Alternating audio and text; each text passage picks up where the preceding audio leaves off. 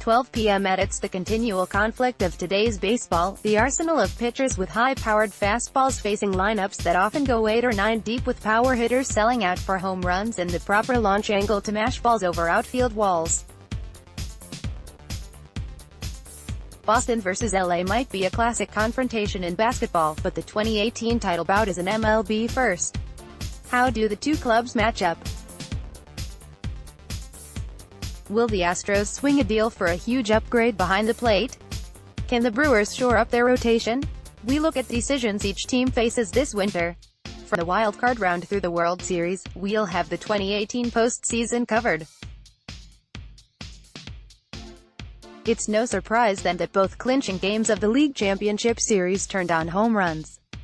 In the American League, Rafael Devers hit a 98-mile-per-hour fastball at the top of the strike zone from Justin Verlander and lofted it into the Crawford boxes in left field at Houston's Minute Maid Park, a ball that would have been a home run at just one park in the majors.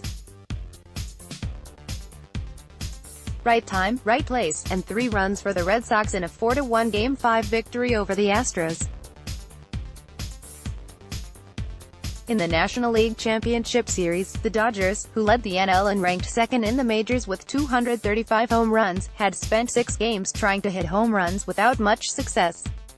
They had hit just 3, but managed nonetheless to split those 6 games. In the finale, Cody Bellinger hit a 2-run homer and Yasiel Puig belted a 3-run shot and the Dodgers won 5-1 to return to the World Series. It follows that the team that hits more home runs is the better bet to win the World Series. That's generally true, although the team that hits more home runs is just 8-6 in the past 15 World Series, with 1 tied in home runs. Year winner or loser result: 2017 Astros 15, Dodgers 10, Astros in 7-2-0-1, 6 Cubs 8, Indians 7, Cubs in 7-2-0-1, 5 Royals 2, Mets 6, Royals in 5-2-0-1, 4 Giants 2, Royals 3, Giants in 7-2-0-1, 3 Red Sox 4, Cardinals 2, Red Sox in 6-2-0-1, 2 Giants 4, Tigers 3, Giants in 4-2-0-1, 1 Cardinals 8, Rangers 9, Cardinals in 7-2-0-1, 0 Giants 7, Rangers 3, Giants in 5-2-0-9, Yankees 6, Phillies 11, Yankees in 6-2-0-8, Phillies 9, Rays 4, Phillies in 5-2-0-7, Red Sox 3, Rockies 3, Red Sox in 4-2-0-6, Cardinals 2, Tigers 4, Cardinals in 5-2-0-5, White Sox 6, Astros 3, White Sox in 4-2-0-4, Red Sox 4, Cardinals 2, Red Sox in 4-2-0-3, Marlins 2, Yankees 6, Marlins in 6. Consider as well that over 40% of the runs scored in the majors in the regular season came via the home run.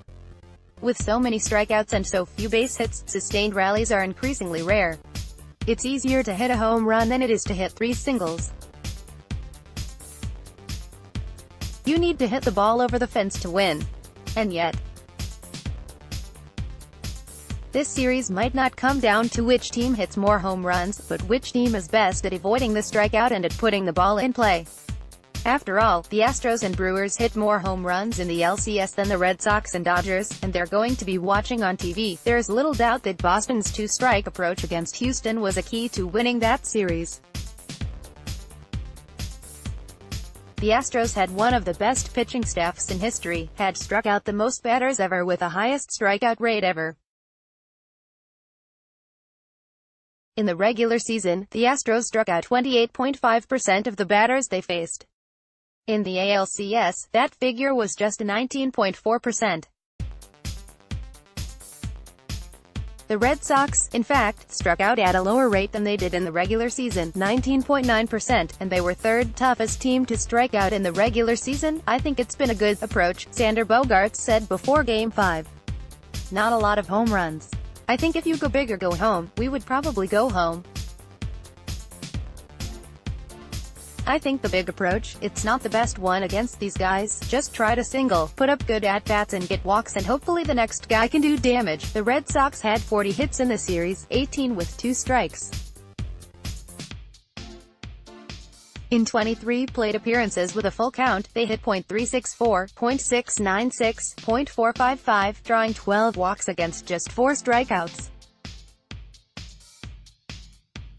Some of the key hits in the series came with 2 strikes.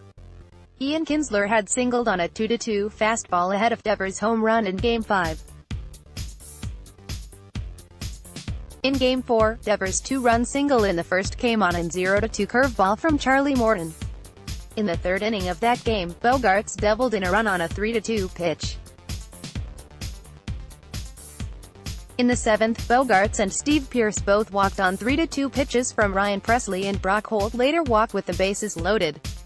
From the first pitch of every series to the last out of Game 7, you can catch the entire MLB postseason on ESPN Radio.